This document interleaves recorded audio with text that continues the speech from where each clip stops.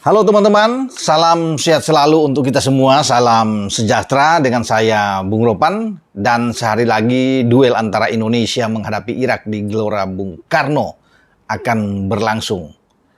Kita boleh tidak difavoritkan karena yang saya dapat informasi terakhir pasar taruhan di Asia itu tetap mengunggulkan Irak dalam pertandingan ini. Ya, tidak mengapa, Irak boleh diunggulkan dengan 55% berbanding 45%. Tapi ini bagus buat kita. Ya, ketika pemain-pemain kita itu masuk lapangan dengan tanpa beban, melawan Irak yang lebih favoritkan, kita bisa memenangkan laga. Bermain enjoy dalam pertandingan menghadapi Irak, dan tentunya dengan semangat juang yang tinggi kita bisa mendapatkan hasil yang bagus di saat akan menghadapi Irak, ya. Dan memang kalau bisa dilihat bahwa pertandingan ini tidak akan banyak gol, akan menghindari pertandingan pertama di Basra ketika kita kalah dengan 5-1 dan gol balasan kita dibuat oleh Sain Patinama. Kita kalah lagi dengan 1-3 di Piala Asia dan gol kita dibuat oleh Marcelino Ferdinand. Semoga ini under, jadi tidak akan banyak gol yang lahir, mungkin di bawah 2 gol. Nah ini bagus ya. Kalau kita pun menang, kita tidak akan menang dengan telak, mungkin 1-0 atau 2-1 dalam pertandingan ini melawan Irak. Makanya bagi teman-teman semua ya berbijaklah untuk bisa memilih tim asuhan kesayangan kita ya, tim asuhan dari STY. Dan saya yakin bahwa kita bisa mendapatkan hasil yang baik. Irak datang ke Indonesia dengan tekad yang luar biasa. Yesus Casas sebagai pelatih, mereka ingin memenangkan pertandingan, paling tidak imbang. Karena imbang buat mereka sudah pasti menjadi juara grup. Posisi Irak adalah 12 poin saat ini setelah memainkan 4 pertandingan. Nah kita 7 poin. Ya. Kalau mereka kalah, kemungkinan kita bisa menjadi juara grup. Ya, mereka akan menjadi runner up karena kita punya kesempatan untuk menjamu Filipina, dan kita kalau bisa punya gol yang bagus, banyak gol, di atas 3 gol kita bisa menang juga melawan Filipina. Dan ini berpengaruh sebenarnya buat klasemen terakhir. Makanya Irak butuh imbang paling tidak. Ya, mereka juga berambisi untuk bisa memenangkan laga. Tapi saya pikir ketika bermain di Indonesia dengan kondisi yang berbeda seperti di Basra ataupun di Qatar kemarin, karena belum ada Tom Hai, belum ada Nathan Cho, belum ada Ragnar Oratmangun, juga kita belum punya Jai Ises, walaupun Jai Ises agak diragukan oleh STY untuk main karena kelelahan setelah memperkuat tim Venezia dalam perebutan satu slot, satu jatah dari Serie B di playoff menuju ke Serie A, di mana Venezia klubnya Jai Ises mampu lolos setelah mengatasi Cremonese. Tapi saya pikir kita tetap punya kekuatan di belakang. Lawan Tanzania kemarin dalam uji coba saat bermain imbang, di sana ada Sandi, ada Rizky Ridho dan Jordi Amat yang dimainkan sejak awal dan bagus pertahanan. Bisa saja Yassin Hubner yang dimainkan. Karena penyerang-penyerang Irak itu bagus ya, sangat baik. Ya, kita tahu bersama mereka punya Aimin Hussein, Muhannad Ali, 2 tukang gedor yang berbahaya, yang selalu mengganggu kita dan selalu bisa mencetak gol baik bermain di Basra maupun di Qatar. Nah 2 pemain ini harus diantisipasi. Dilihat oleh Jordi di belakang atau dengan Sandi Ridho atau kemungkinan bisa Yassin Hubner juga yang akan dimainkan. Semua tergantung dari STY untuk mainkan skema permainan. Namun mereka punya kecepatan. Ya, pertarungan di tengah juga tidak kalah seru kalau bisa melihat bahwa Yesus Casas membawa pemain-pemain top, ya Osama Rashid di sana, Amir Al-Amari, ya Rasad Resan, juga Ibrahim Bayes, Sinadin Iqbal. Ini kan pemain-pemain yang bagus. Bahkan di dalamnya itu ada Ali Jazim, ya pemain yang menjadi top skor di Piala Asia U23 kemarin, juga mencetak gol ke gawang kita, ya dalam perebutan tempat ketiga.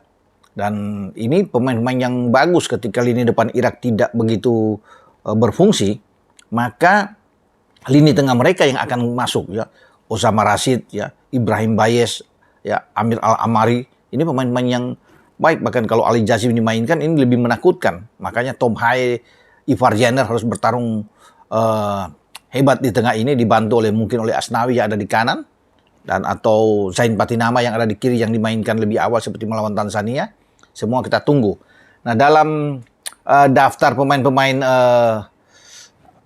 Irak, ya mereka punya pemain belakang yang bagus, ya Rebin Sulaka yang bermain juga di kualifikasi Piala Dunia melawan Indonesia. Mereka juga punya Frans Putros, ya yang berpengalaman, Hussein Ali, ada Mustafa Sadon. Ini pemain-pemain yang baik. Ada Manaf Yonein, ada Ahmad Yahya. Ini komposisi di belakang, dan mungkin mereka bisa bermain dengan 4-4-2 dengan Aimin Hussein dan Muhammad Ali di garis depan, atau bahkan dengan 4-3-3 yang lebih menyerang bagi Irak karena mereka berambisi untuk menang. Irak tidak takut ketika mereka melakoni laga tandang melawan Indonesia. Kita butuh kemenangan karena 3 poin buat kita, kemenangan ini akan membawa kita bisa lolos ke babak atau ke putaran ketiga di Piala Dunia. Ini suatu langkah luar biasa ketika kita lolos, ya, tetapi kita harus bisa melewati pertandingan yang sulit, ya, pertandingan yang saya pikir ini tidak mudah bagi Indonesia untuk menghadapi Irak, karena dalam pertemuan secara keseluruhan 13 pertemuan terakhir, ya, kita itu hanya menang 2 kali, terakhir pada 24 tahun lalu. Ya, tahun 2000 ketika di Piala Kemerdekaan kita menang dengan 3 gol tanpa balas. Semoga hasil itu bisa terus menular sampai saat ini, dan rekor 24 tahun tidak pernah menang itu pecah di GBK dalam pertandingan tanggal 6 Juni melawan Irak. Terbuka kesempatan buat kita. Irak itu membawa pemain-pemain yang sebenarnya ada pemain-pemain debutan juga kalau bisa melihat dari sini, bahwa mereka bisa membawa Ahmed Makazi, kemudian Hussein Hasan, Ali Kadim, Kamil Saad, Marco Farah, Muhammad Altai, dan Akam Hasan. Ini pemain-pemain yang dibawa yang mungkin bisa mendapat kesempatan debut mereka bersama dengan tim Irak menghadapi Indonesia. Kalau Casas bermain eksperimen seandainya memainkan pemain-pemain yang saya sebut tadi, atau ada 6-7 pemain baru, mungkin kesempatan buat kita untuk bisa menang terbuka. Tapi saya pikir Casas juga tidak akan mengambil resiko tinggi dalam pertandingan ini. Dia pasti akan memainkan paling tidak ada 8 pemain yang sudah pernah bermain melawan Indonesia baik di Basra dan di Qatar, ya, termasuk dengan Muhammad Ali dan Aimin Hussein. Ada di belakang Amari yang bisa bermain.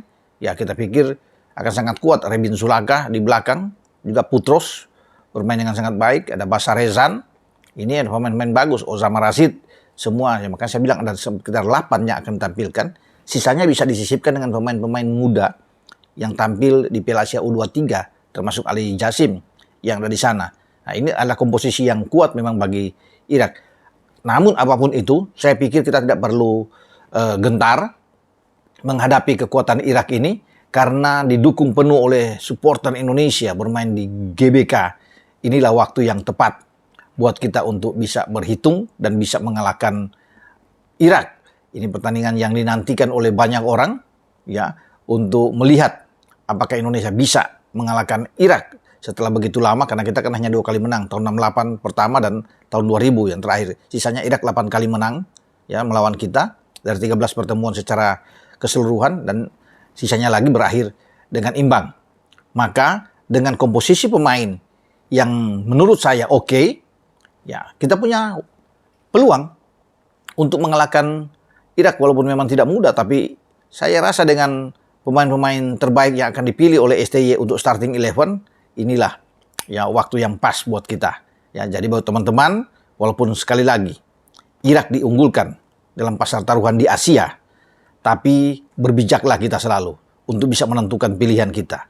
Dan menurut saya akan pilih Indonesia. Apapun itu, ya, dalam pertandingan nanti, saya berharap bahwa kita bisa mengatasi Irak. Dengan saya, Bung Ropan berbicara di sini. Ciao.